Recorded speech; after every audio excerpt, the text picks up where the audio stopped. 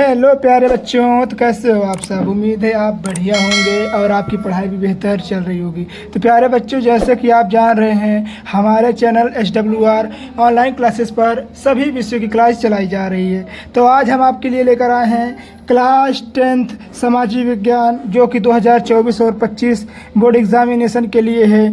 यह पूरे बुक्स के महत्वपूर्ण टॉप 10 प्रश्न हैं। बस आप टॉप 10 प्रश्न यहाँ पर दिए गए हैं, इसको अगर कर लेंगे तो टॉप 10 में से हो सकता है टॉप 10 पूरा भी फंस सकता है आपके बोर्ड एग्जामिनेशन में, क्योंकि बच्चों हम आपके लिए वहीं से मॉडल पेपर लेकर आते हैं, कह सकते हैं वहीं से आपके महत्वपूर्ण प्रश्न लेकर आते हैं जहाँ से आपको एग्ज़ाम में पूछा गया, क्योंकि हमारे पास कई सारे सेट हैं, उसी सेट से हम प्रश्न आपके लिए निकाल कर लेकर आते हैं। तो आज हम देखेंगे क्लास 10 सामाजिक विज्ञान 2024 और 25 यूपी बोर्ड के बच्चों के लिए है, जो कि पूरे बुक के महत्वपूर्ण लघुत्तरीय प्रश्न होंगे। बच्चों कह सकते हैं कि जो हमारा सामाजिक विज्ञान का पूरा बुक है उसके बस लघुत्तरीय प्रश्न कराएंगे, फिर उसके बाद कह सकते हैं दीर्घोत्तरीय प्रश्न करवाएंगे। तो ये कह सकते हैं कि हम 4 से 5 नंबर का हमारे एग्जामिनेशन में पूछा जाएगा। ठीक है, आज हम देखेंगे बोर्ड पेपर में यह 100% आएगा। तो आइए हम देखते हैं क्या जर्मनी का एकीकरण, पहला क्वेश्चन है हमारे पास जर्मनी का एकीकरण की प्रक्रिया के बारे में संक्षिप्त वर्णन कीजिए, यानी कह सकते हैं कि हम संक्षिप्त उसके बारे में जानकारी दीजिए, विस्तार से बताइए। तो आइए इसको हम देखते हैं। तो कह रहा है कि राष्ट्रवादी भावनाएं मध्यवर्गीय जर्मन लोगों में काफ़ी व्यक्त थी। अर्थात कह सकते हैं वहाँ के जो जर्मन के लोग थे, वहाँ के लोग मतलब कि जो राष्ट्रवादी भावनाएं थी सबके अंदर थी। मतलब कि जैसे कि किसी के अंदर राष्ट्र प्रेम होता है, उसी प्रकार राष्ट्र भावना भी होता है। तो राष्ट्रवाद भावना सब जो मध्यवर्गीय, एक 3 वर्ग थे, एक कुलीन वर्ग थे, एक मध्य वर्ग थे, एक निम्न वर्ग थे। तो जो मध्य वर्ग लोग थे, कुलीन वर्ग वे लोग हुए जो जैसे कि अभी हम कह सकते हैं कि रिच लोग होते हैं, उसी मतलब कह सकते हैं कि जो कुलीन वर्ग थे वो पहले के बड़े लोग थे, मतलब अमीर लोग थे। तो जो मध्य वर्ग लोग थे ना तो ज़्यादा बड़े थे ना तो ज़्यादा गरीब थे।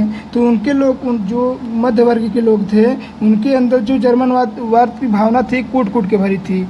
तो उन्होंने 1848 ईस्वी में, कब 1848 ईस्वी में जर्मन महासंघ के विभिन्न इलाकों को जो जर्मन, अभी हमने आपको बताया था जर्मन का चित्र बताकर, इसके जब नेक्स्ट वीडियो में कि जब जर्मन था वो निम्नलिखित राज्यों से कह सकते हैं निम्नलिखित संघों से मिलकर बना था। तो जर्मन महासंघ के विभिन्न इलाकों को जोड़कर क्या कर बच्चों जोड़कर बनाया गया था, एक कह सकते हैं कि निर्वाचित किया गया था। तो जोड़कर एक निर्वाचित संसद द्वारा शासित राष्ट्र राज्य बनाने का प्रयास किया गया था, परंतु यह नहीं हो सका। क्योंकि वहाँ जो राजशाही थी, यानी कह सकते हैं कि पहले तो राजा महाराजा का शासन हुआ करता था। तो वही राजा महाराजा का शासन होने के कारण पहले इस पहल को राजशाही और जो फौज थी उनकी फौज थी। अब कोई राजा है तो उनकी फौज तो होगी ही ना, सेना जिसको कहते हैं। तो फौज की ताकत को मिलकर जो फौज की ताकत थी और राजशाही थी, ये दोनों मिलकर इसको दबा दिए, किसको, राष्ट्रवादी भावना को मिलकर दबा दिए। तो ये हुआ हमारा पहला आंसर। जो पहला आंसर हमारा था जर्मनी का एकीकरण। अब आइए देखते हैं दूसरा क्वेश्चन हमारा है रॉलेट एक्ट क्या है, रॉलेट एक्ट कब पारित हुआ, आइए देखते हैं। तो रॉलेट एक्ट एक ऐसा कानून था, हम आपको बता दें, रॉलेट एक्ट एक ऐसा कानून था जो सन 1919 ईस्वी में पारित किया गया था।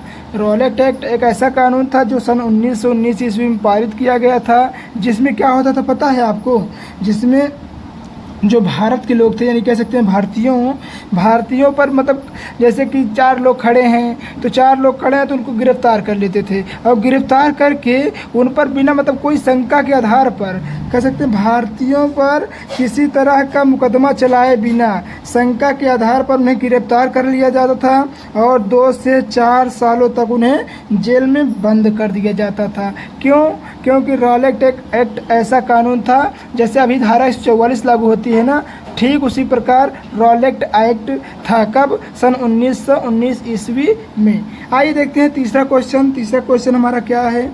तीसरा क्वेश्चन हमारा कह रहा है 3 राज्यों के नाम बताइए जहां काली मृदा पाई जाती है और इन मृदा में कौन कौन सी फसल होती है, कह सकते हैं कौन कौन से अनाज पैदा होते हैं, उसको बताइए। तो आइए हम देखते हैं काली मृदा कहाँ क्या है, काली मृदा कहाँ पाई जाती है, काली मृदा में कौन कौन से फसल उगाई जाती है। तो प्यारे बच्चों, जैसे कि आप जानते हैं काली मृदा का रंग कैसा होता है? काला होता है, क्योंकि जब उसका नाम ही काली मृदा है तो उसका रंग कैसा रहेगा? गोरा रहेगा क्या? नहीं, काला रहेगा। तो काली मृदा का रंग कैसा रहता है? काला होता है। इसे हम जानते हैं काली मृदा को रेंगर मृदा भी कहते हैं, रेंगर मृदा ये कह सकते हैं, रेंगर सॉइल भी कहते हैं। और यह लावा, जैसे कि अभी लावा हुआ, खाने वाला लावा नहीं, एक होता है लावा जो निकलता है पृथ्वी से, जिसे मैग्मा कहते हैं। जो मैग्मा होता है उसके जब मैग्मा निकलता है ना, जो मैग्मा सूख जाता है तो वही से ही क्या बनती है? काली मृदा बनती है, जिसको हम कहते हैं सैल। ठीक है बच्चों, आइए देखते हैं। यह लावा जनक सैल जैसे अभी हमने बताया ना, जो लावा से जो निकला है पदार्थ उसी को हम सैल कहते हैं। सैल एक प्रकार की परत होती है। तो सैल से बनती है यह मृदा महाराष्ट्र, सौराष्ट्र, मध्य प्रदेश और कह सकते हैं छत्तीसगढ़, और कह सकते हैं छत्तीसगढ़ के पठार में पाई जाती हैं, जो कि मुख्यतः यह हमारे भारत का काफ़ी सारा भाग घेरती हैं। आपको पता है बच्चों काली मृदा में कौन सी खेती होती है? तो काली मृदा में कपास की खेती की जाती है, कपास की खेती की जाती है। तो आइए देखते हैं चौथा क्वेश्चन। उम्मीद है आपको तीसरा क्वेश्चन समझ में आया होगा। अगर बच्चों आपको क्वेश्चन अच्छा लग रहा है तो प्लीज़ वीडियो को लाइक करते चलें एंड चैनल को सब्सक्राइब करना नहीं भूलें। आइए देखते हैं चौथा क्वेश्चन। हाँ प्यारे बच्चों, आइए देखते हैं चौथा क्वेश्चन, जो कि बहुत ही महत्वपूर्ण है, हम कह सकते हैं मोस्ट इम्पॉर्टेंट है मेनली, क्योंकि बच्चों ये हर साल 2-3 सेट पूछा गया था, इसीलिए हमने आपके लिए इसको लेकर मतलब कह सकते हैं हम आपके लिए इसको लेकर आए हैं। तो आइए देखते हैं चौथा क्वेश्चन। चौथा क्वेश्चन कह रहा है सड़क परिवहन, अर्थात कह सकते हैं हम रोड ट्रांसपोर्ट। तो सड़क परिवहन के 3 गुण बताइए। सड़क परिवहन क्या होता है, सड़क परिवहन सबसे ज़्यादा कहाँ पर है, सबसे ज़्यादा सड़क का मतलब कह सकते हैं जाल कहाँ पर है, आइए हम आपको बताते हैं। तो भारत विश्व में सर्वाधिक सड़क जाल वाले देशों में से एक है। जैसे कि आपको पता है मोदी सरकार ने कहा है कि 2035 तक भारत विश्व में सबसे नंबर 1 पर हो जाएगा सड़क के मामले में। तो बच्चों सड़क के मामले में इसलिए 1 हो जाएगा, यह न्यूयॉर्क जो कि अमेरिका का एक वहाँ पर राज्य है, उसको भी यह पीछे छोड़ देगा। ठीक है, और चीन का भी वुहान शहर भी पीछे छूट जाएगा। मोदी जी ने बताया है कि 2035 तक, तो 2035 तक हमारे भारत में इतनी सड़क हो जाएंगी कि सभी देश पीछे हो जाएंगे, अर्थात भारत नंबर 1 बन जाएगा किसमें? सड़क परिवहन के मामले में। तो आइए देखते हैं सड़क परिवहन के 3 प्रमुख कारण होते हैं, गुण हैं। नंबर 1, सड़क परिवहन अन्य परिवहनों जिसको कहते हैं संसाधनों के उपयोग में एक कड़ी आगे है। क्यों? आपको पता है ट्रेन आपको स्टेशन तक ही छोड़ेगी और जो हवाई जहाज़ होती है वो आपको एयरपोर्ट तक ही छोड़ेगा, परंतु जो यहाँ ये सड़क होती है, सड़क आपके घर घर तक जाती है, अर्थात कह सकते हैं ये घर घर कनेक्शन होता है, क्योंकि एक सड़क ही है जो गांव को गांव से जोड़ती है तथा शहर को शहर और नगर को नगर से जोड़ती है। तो आगे का मतलब एक कड़ी आगे कार्य करता है। यह रेलवे स्टेशनों, आपको पता है रेलवे स्टेशन पर भी सड़क गई रहती है, तभी तो रेलवे स्टेशन आदि पहुंच पाते हैं। वायुयान जहां मतलब कह सकते हैं कि एयरपोर्ट पर भी सड़कें गई रहती हैं आदि, मतलब पत्नों को जोड़ता है। जैसे कि अभी आप यहाँ ले लीजिए, और जैसे कि जो मतलब जैसे पानी वाली जहाज़ हो गई तो वहाँ पर भी सड़क ले जाती है और हमें वहाँ पर बंदरगाह पे छोड़ देती है, तो बंदरगाह से हम कह सकते हैं कि चले जाते हैं। तो आइए देखते हैं दूसरा नंबर क्या कह रहा है। दूसरा नंबर कह रहा है कि इसकी निर्माण लागत भी कम होती है। जैसे कि आपको पता है कि जो अभी रेलवे ट्रैक बिछाना होता है तो उसमें सब कुछ गिट्टी कह सकते हैं, पिलर और लोहे की जो छड़ उसमें लगी रहती है, बहुत महंगा खर्चा आता है। परंतु सड़क होती है, सड़क जो होती है वो मतलब कम से कम डामर बिछा दीजिए या तो आरसीसी कर दीजिए, नहीं तो अब तो इंटरलॉकिंग आ गई, इसको कर दीजिए तो कम से कम लागत में हो जाती है। परंतु अगर वहीं पर 1 किलोमीटर की अगर रेलवे लाइन बिछाना हो तो सड़क से 4 गुना उसमें लागत लगेगी। तीसरा पॉइंट क्या कह रहा है, यह घर घर सेवा उपलब्ध कराती है। बच्चों आपको पता है कि आपके जो सड़क है आपके गांव में वो हर घर मतलब जैसे कि जिला को गांव से गांव को हर घरों से जोड़ने में सहायता करती है। तो ये हुआ हमारा सड़क परिवहन। उम्मीद है बच्चों सड़क परिवहन आपको समझ में आया होगा। आइए देखते हैं क्वेश्चन नंबर 5। क्वेश्चन नंबर 5 है संघवाद। संघवाद क्या है, इसके पहले लेक्चर में हमने बता दिया है संघवाद, फिर हम आपके लिए एक बार फिर से लेकर आए हैं संघवाद क्या होता है। तो संघवाद आइए देखते हैं। संघवाद सरकार का एक प्रारूप है। क्या है, एक प्रारूप है जिसमें सर्वोच्च सत्ता को केंद्रित प्राधिकार और विभिन्नता अनुवांगित इकाइयों के बीच बढ़ जाती है। अर्थात कह सकते हैं कि मतलब कई खंडों में यह विभाजित हो जाती है। तो हमारा संघवाद हो गया है। अब आइए हम देखते हैं आर्थिक क्रियाओं से क्या अभिप्राय है। आर्थिक क्रिया क्या कहते हैं, आर्थिक क्रिया किसे कहते हैं, आर्थिक क्रिया क्या है, आइए देखते हैं। तो वे सभी क्रियाएं जिनमें मनुष्य को धन प्राप्त मात्रा में जिसमें मनुष्य को धन प्राप्त मात्रा में प्राप्त होता है और आर्थिक क्रिया कहलाती हैं। मतलब जो वे सभी क्रिया जिनमें मनुष्य को प्राप्त मात्रा में धन प्राप्त होता है उसे ही हम आर्थिक क्रियाएं कहते हैं। जैसे कि खेती करना हो गया, नौकरी करना हो गया, कोई भी व्यापार करना हो गया, बिजनेस करना हो गया, तो ये सब क्या है, आर्थिक क्रिया तो ही हैं। किसी न किसी माध्यम से हमें क्या पूंजी प्राप्त हो रही है ना बच्चों, तो वही होता है हमारा आर्थिक क्रिया। आइए देखते हैं क्वेश्चन नंबर 7। क्वेश्चन नंबर 7 क्या है। क्वेश्चन नंबर 7 कह रहा है फ्रांस की क्रांति कब हुई। फ्रांस की क्रांति कब हुई थी, उसका मुख्य क्या कारण था। तो जैसे कि आपको पता है कि 1789 ईस्वी में फ्रांस में एक क्रांति हुई जिसके द्वारा वहाँ पर लुई वंश के शासक का अंत हुआ। अर्थात कह सकते हैं जो लुई 16वां था उसकी शासन का अंत हुआ और वहाँ पर लोकतंत्र की स्थापना हो गई। इसी कारण से मुख्य कारण यही था, क्या, लुई वंश का अंत होना ही मुख्य कारण था। और फ्रांस की क्रांति कब हुई थी, तो फ्रांस की क्रांति सन 1789 ईस्वी में हुई थी। बच्चों उम्मीद है आपको क्वेश्चन नंबर 7 समझ में आया होगा। आइए देखते हैं क्वेश्चन नंबर 8।